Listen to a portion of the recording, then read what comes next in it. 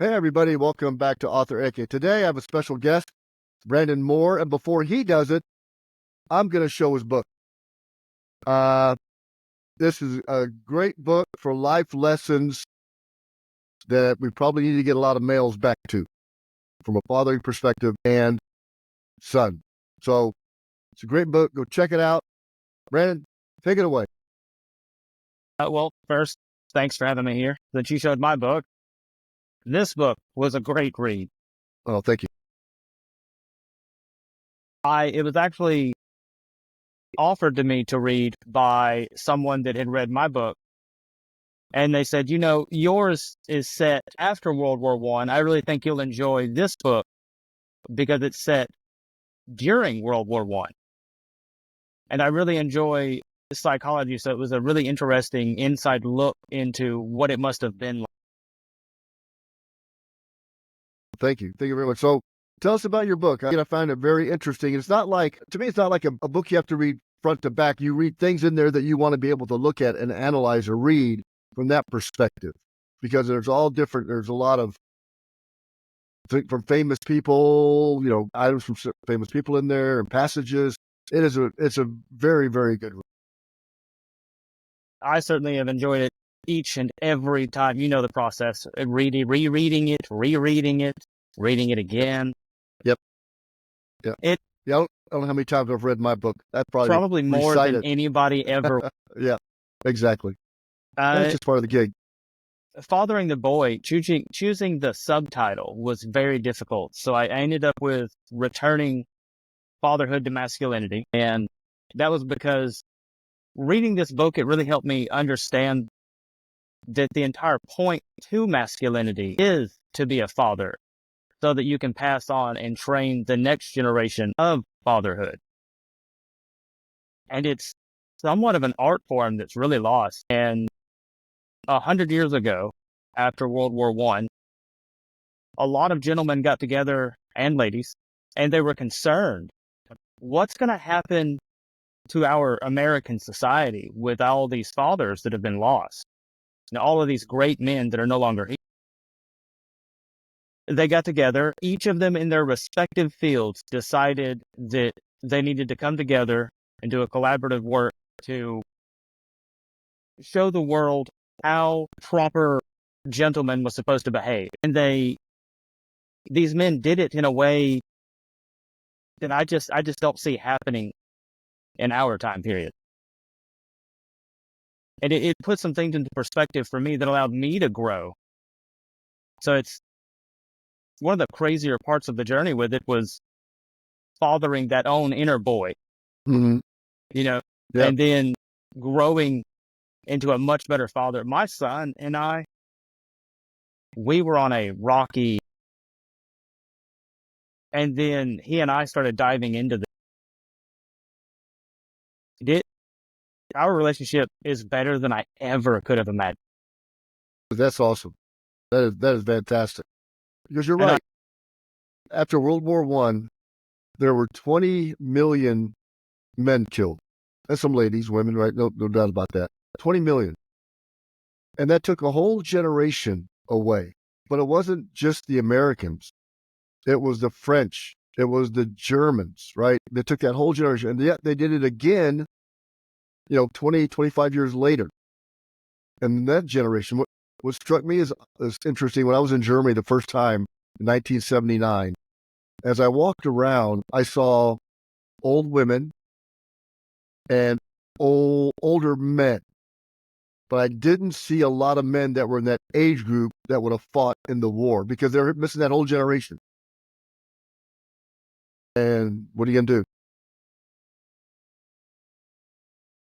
Trying to imagine what it must have been like to be old enough to maybe not have fought in the Civil War, or for some of them to have fought in the Civil War. But then there's this great war, as it was called, originally, a global war, something like it had never been done before. And then survive that for another one. I can't imagine the horror they must have felt and experienced with that coming up. Yeah, it was right. It was in the same location. right? Of the same countries involved. Some had changed alliances, but they were the same country, and yet they had to go through. And a lot of them that were in World War One, that were young in World War One. The average age of World War One was 26 years old. The average, I believe, World War Two was 21.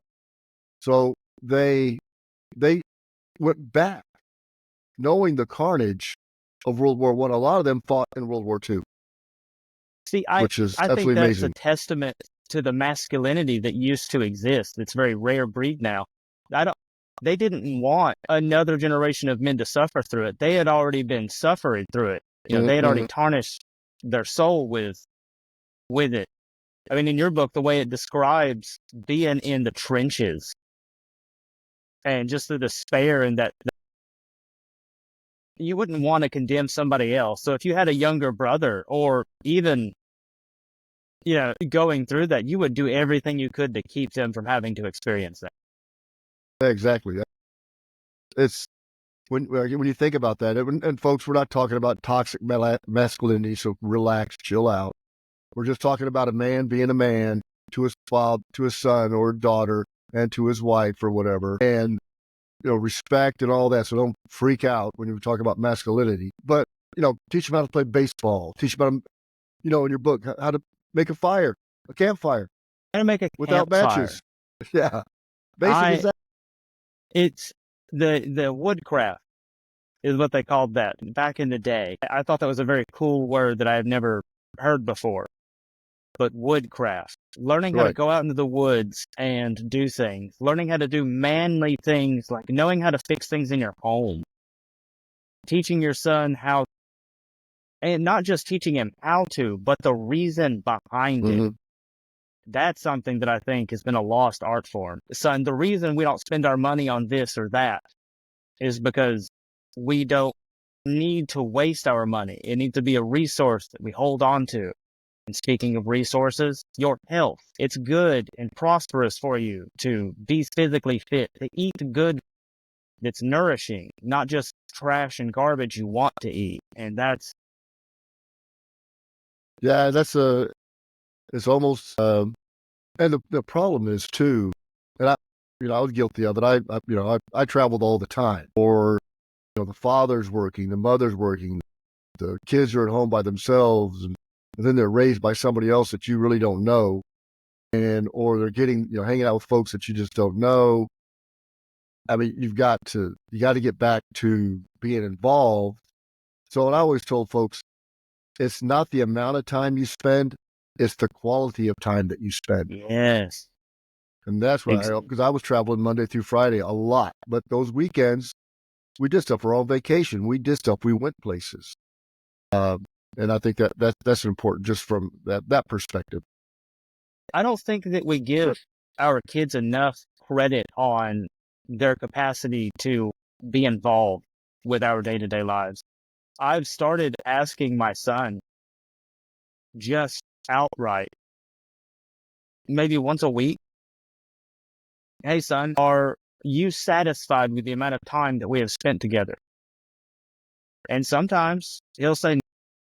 And I say, well, that's good because I'm not satisfied with the amount of time that we've spent together. Now, he doesn't know that I'm never going to be satisfied with the amount of time he and I spend together.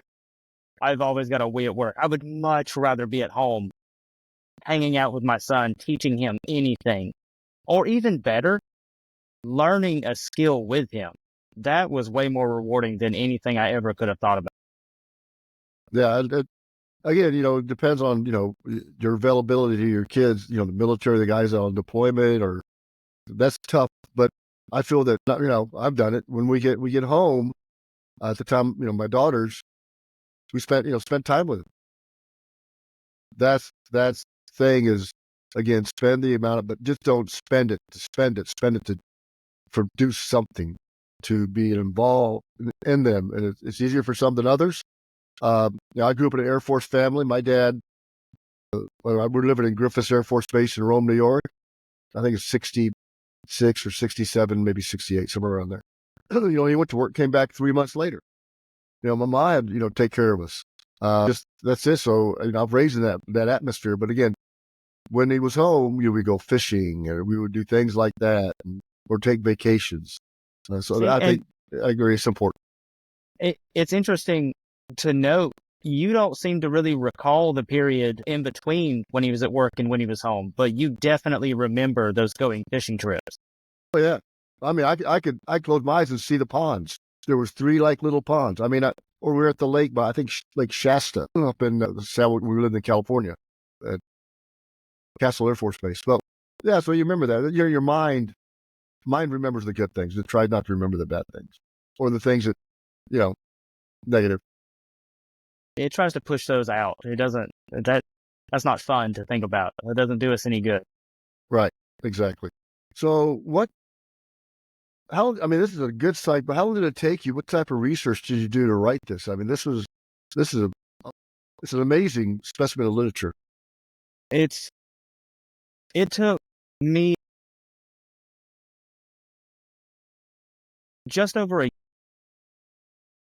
I think 13, 14 months is what that took. Some of Right. the more painful research, because the research for this, it was like pulling a thread, man. As soon as I grabbed it and pulled, and it just never ended. I'm still pulling on that thread, and it just keeps feeding, and it's great. I really enjoy continuing the research on that. I think you'll agree, the more difficult research is when it comes is getting the book out. Oh, yeah. Marketing is It's, that is an art it's form, evidently. it is much less fun for sure. Yes. I Yes. I think I've heard you mention before Publisher Rocket Yeah. Publisher Publisher Rocket. Rocket. That's a pretty good tool. Yeah, I do I don't use know that. how. So you do use that one? Oh yeah, I use it. I use it to look up keywords and things like that because that really matters in Amazon. Your keywords, and you don't necessarily have to have the title in the keyword, not necessarily, right? What do you want to have in there? You don't want to have ambiguous search pad or keywords and things like that. You want to be able people to draw. Look at books that are similar to yours. What are they using as keywords Yes. that are successful? And then use that. Even though that's not 100%. I don't think on Amazon from an algorithm perspective. Honestly, I don't even know. Reviews have something to do with it. Sales have probably a lot to do with it. But again, and I tell everybody, you've got to treat the book like a business. You got to have a business plan that Yes. incorporates marketing and the outreach. What do you want to accomplish with the book? And if you have those things and you set an initial plan, because if you don't have a plan, it's just a dream. And that's what you initially want to be able to do. And then you work that plan and refine it. And sometimes the author just has one book, it's more difficult. But if you write a series of books or more than one book, then I think people get to know you a little bit. I've got another one planned. Almost. I don't have too much longer for it to be closer to ready. I think this time I'll try to get it out to more people to Yes. do the reading before it launches. Yeah, that's critical. And the community is so good. And like my first couple books, I didn't even send out to anybody because I didn't want anybody to steal my story. I was the Um, same way. and I was like paranoid. So I didn't, which was stupid. So now 104, I got it out to some folks that right when I was done through the editor, done and sent out in, PDF or ebook, a lot of folks that I've had on the podcast here that trust their judgment. And now, I get some copies. I'll send out to folks. I get copies of books normally of folks that aren't out yet that I'm going to review. I'm going to interview Jack Carr in September, and I already have his book, That's Target exciting. Beirut. Yeah. And so I'm excited about that. Or Beirut Targeted. Sorry if I don't get that right. I got a lot of books and stuff on my mind. But so far I started reading it, it's a very, very good book because it takes you from the beginning of that day, right? What happened that day, the beginning. So that's as far as I've got, but it's actually very, very good. So I highly recommend getting the book out to as many people as you can, get their feedback, and refining it, and then put out a better product. And then use your quotes on the back of the book. Yeah, the back of the book is what I struggled with the most. I really just didn't know what to do there. So I had to discuss that with a lot more people. The book cover design there's a lot that goes into that you wouldn't realize. Oh, yeah. Yeah, that's what catches a person, right? Then you got to have an elevator pitch, right? 30 seconds, snag them, right? Then maybe more, and then know when to stop talking, so they're going to buy it and let them walk away. That's tough. That's tough. I think we've researched in the same places. I've been doing technical sales for almost 30 years. I don't do it anymore. I retired, but it's the same thing. And I always tell people, I'll strike up a conversation with some stranger and come around to my book. I'll bring it around to the book somehow, some way. I'm gonna tell them. I like to challenge myself to do that, just because I think there's so much content inside of it that's useful that it's got to be able to touch everybody's life in some way. Yes, yeah, yeah, and make a book enjoyable. Yes, I think you'd be a good candidate for. There's a program that you can sell your books, and I know in Texas, in Kroger's, right? Have in book signings on Kroger's. the weekend. Yeah, and they'll give them the scan off the back of your book. That way, the person buys it, they just scan it at checkout, and you get a check. Yeah, so I'll send you the information for that. He's a real nice guy. Your book would be perfect for that, and that's the way you get it. You got to have a grassroots, right? You got to have a slow burn, probably. I mean, nobody knows me. Granted, nobody knows who I am. Not So you got yet. to have that grassroots. Nah, not yet. So you got to have that grassroots and really start that slow burn to get people to buy the book. You can't get discouraged.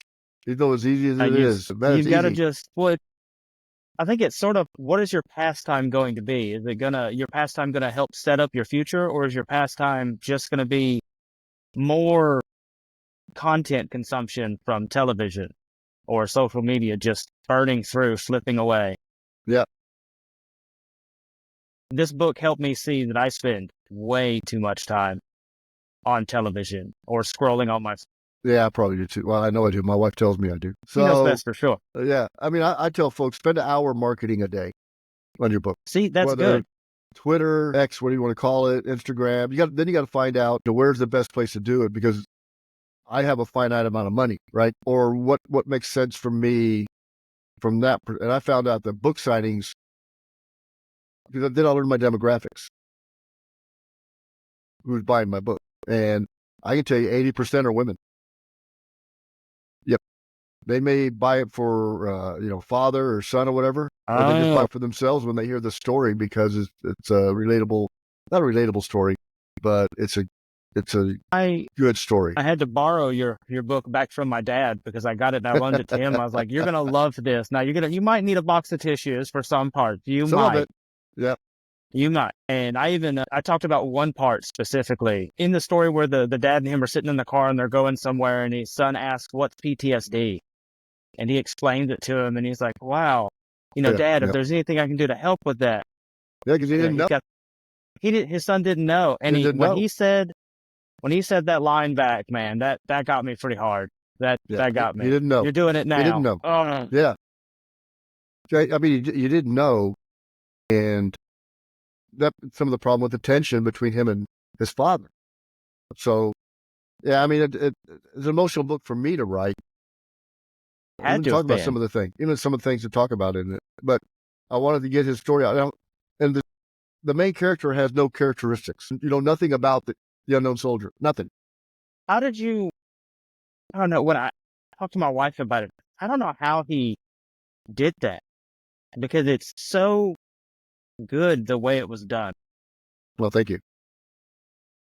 Well, first of all, I had to I had to do the utmost respect and everything to the actual soldier laying in the tomb. That was my first. That was the first thing I had to consider. I was not going to disgrace him or anything. Nothing. So I said, how do I do that? Well, I can't. I can't know how tall he is. I don't know his name, first, last, or nothing. He's called or private. I don't know if he's left-handed. I don't know if he's right-handed. I don't know if he's tall, overweight, thin. Probably not overweight, probably thin, because everybody was thin. Different different time of year. Different. Everybody was thin. So I didn't want to, blue eyes, green eyes, brown eyes, no hair, black hair. I didn't want it because I want the reader to read it and think this could be the person in the tomb and make up their own mind what that person could be like. No, know where he's from, nothing. No, he's married, has a kid. That's it. But he doesn't tell his other soldiers that he has a kid because he wants no preferential treatment. See, that's so masculine. Like he went before Yeah, they were he wasn't drafted. forced to go. He wasn't drafted, and that's some manly stuff right there. Yeah, he wasn't drafted. And then chronologically goes along time-wise to the 1st Expeditionary 1st Infantry Division. Because he got there, he was, one of the first troops to land. And he, lasted until he got killed. And then my wife and I, we actually went to France this year and retraced the book. That's cool. Yeah. We went, the first part of the book tells about the unknown soldiers. 4 were exhumed, 1 was selected. We actually went to the grave of the 3 that were not selected and visited their graves. I went to the city hall where the 4 lay in state and the 1 was chosen. It's actual rooms, everything right in there. So I did a lot of things. I felt it was kind of compelled. I actually gave a book to the bookstore in Paris that's in the book. It had to have been. That's a very cool niche thing. I like that. That would have been really cool. I bet it wasn't. Yeah, this crazy American, But yeah, it was cool. And then we went to, then we went to Normandy and did that whole thing, and it was very, very moving. But yeah, so because again, they were masculine back then, not to the point, they just wanted to take care of their family any way they could and survive. That's all they right there. And not them, but his soldiers. He wanted soldiers to survive. And when his soldiers got killed, it impacted him, whether they could tell or not. I think that's why writing to and having someone back home special to you, because as men, we don't usually have more than our significant other that we can be vulnerable with. So when we write or we've gone off to war, we can't be ourselves. You have to become soldier. They train you that. They teach you that. Yeah, they make sure you are like you're a soldier now. Yes, and then yes. you go see these horrible things. And I think it becomes very important to have someone back home that can be the anchor point so that maybe you can come home and find who you were before. Right. And I think that was important in the book to say that he had found a support group, right? He had learned to talk to other similar, situations. So he was able to do that, and it helped him. Now he's helping others, the father, Walter. Because I want to, that to me, veterans have to talk amongst themselves, no matter, how tough you think you are. It doesn't hurt to talk. And in World War I, they gave all the soldiers diaries as a way to help alleviate the stress of combat because they could write about it. And, my great-grandfather, I was fortunate enough to grow up in a house next door to him and my great-grandmother. I adored them. I was, I don't know, I think the 2nd grade, maybe the 1st grade. And it was a Veterans Day, and they sent us home, and the teachers, they didn't mean to do this, but they did me a real disservice and a bunch of other little kids. I went home and I told my mom what happened, and she said, well, your grandpa was in World War II. And I was like, oh my God, so I'm going to run next door and I'm going to ask him. And I asked him, I said, Grandpa, my mom said you were in World War II. Well, what was that like? I said, I never hear you talk about it. Now, I'm in like the 2nd grade, and he says, well, they called me yellow. And I was like, why'd they call you yellow? You're yellow. He said, well, it had something to do with, having my buddy next to me, and then he was soup in his helmet. That was not something that I should have been asking about. Right. No one warned me. That was not, whoa. Yeah. I didn't ask Grandpa anymore about World War II. Yeah, I grew up, a buddy of mine, his father fought in World War II and North Africa and the Air Corps. And his dad never Never really mentioned it. My uncle, not that I remember. He's been in Vietnam too, so not that I remember. And my dad was in Vietnam. Didn't talk about a lot of it. This is back in.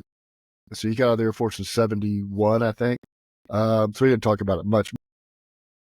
It's interesting how people, some do and some don't.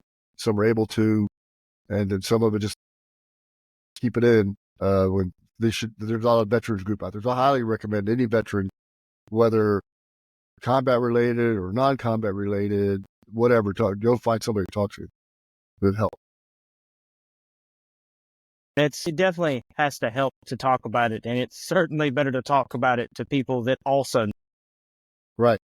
So, what do you want the reader to get out of your book? What if someone says, this is what the book meant to me, and this is what I'm going to change, or things that I've identified. So, what do you think?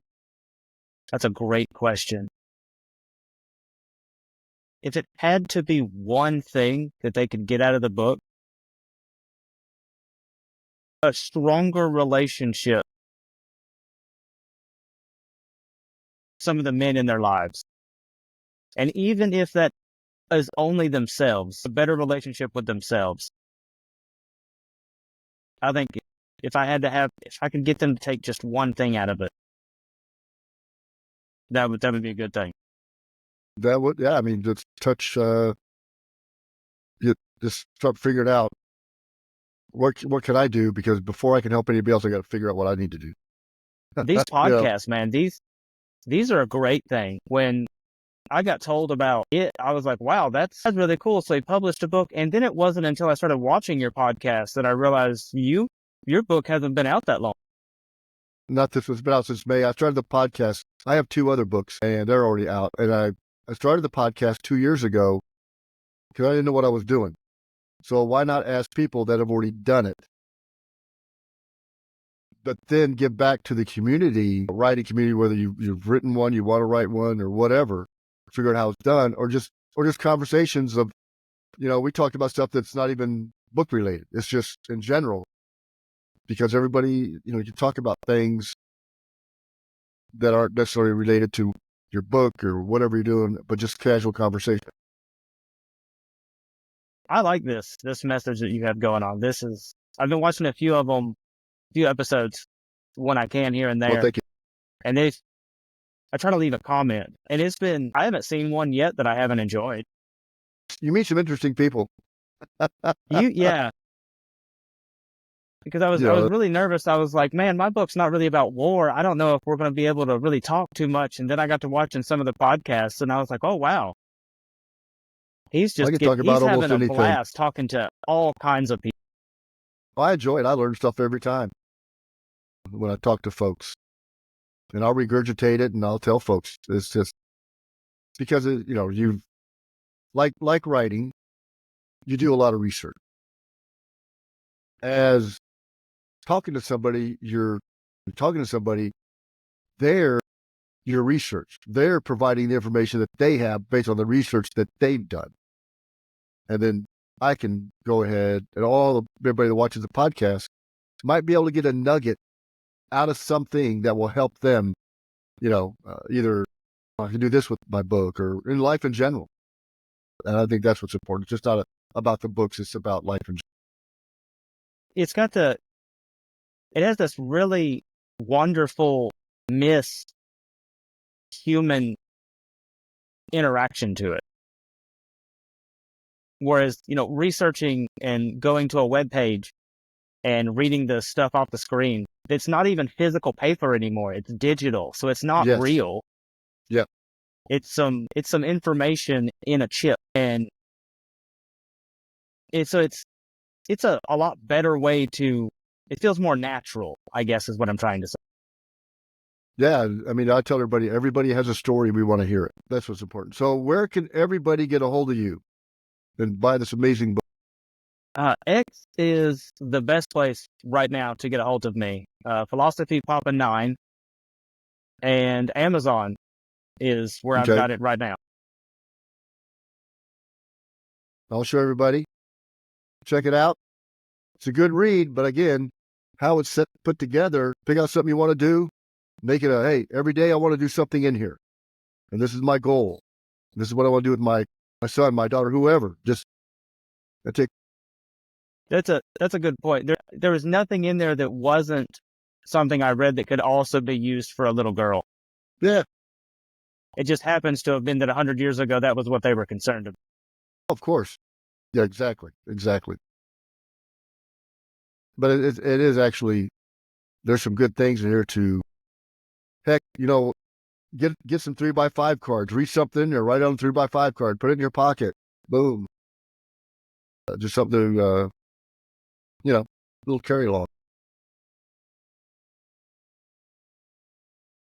Yeah. Brandon, it was great meeting you today, and I wish you much success. Thank you, sir. I was very Thanks for the good excited to stuff do about this the with book. you. Oh, yeah, and thanks again for checking out my book and leaving a review. I appreciate it. So, excellent. Again, folks, go check out his book. Is it on ebook also? Not yet. No, sir. Okay, so get the soft cover of it. It's a beautiful cover too. So go check it out. All right. Brandon, thank you very, very much and have a great rest of your day. You too, sir. Thank you very much. Yes, sir.